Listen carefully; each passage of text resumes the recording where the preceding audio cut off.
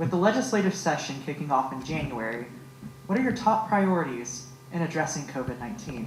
Mr. Phelps, we'll start with you. I will answer that by saying we need to listen to science, listen to medical science, and go by their recommendations, whether it's to shut down again or continue enforcement of wearing masks and social distancing. Those are the people that are studying this. Those are the people that know what's happening. You don't need to listen to a county commissioner or the guy down the street or the bartender that you frequent or something like that, but listen to actual people that work on this for a living and are professionals at it.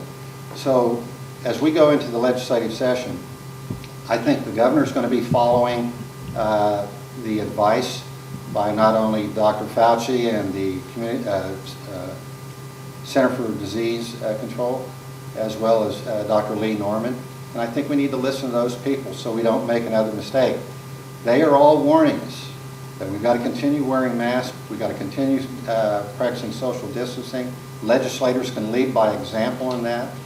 And as we see some other things come up that are really a threat, one of the things that all these scientists are worried about is when the weather turns cold and everybody goes inside.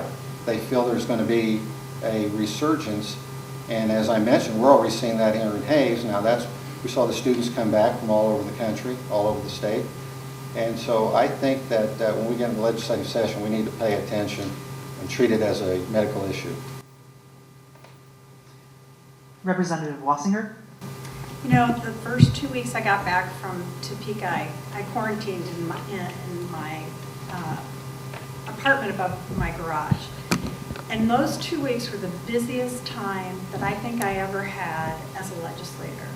And I realized that I was on the phone all day long, either on the phone, emailing people, helping people get unemployment, straightening out what was going on, helping people figure out if they were essential or not.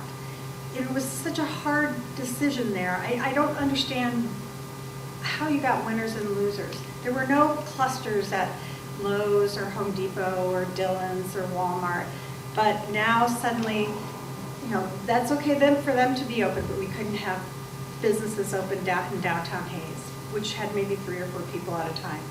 I think we need to use some common sense and not destroy our state economy in the process.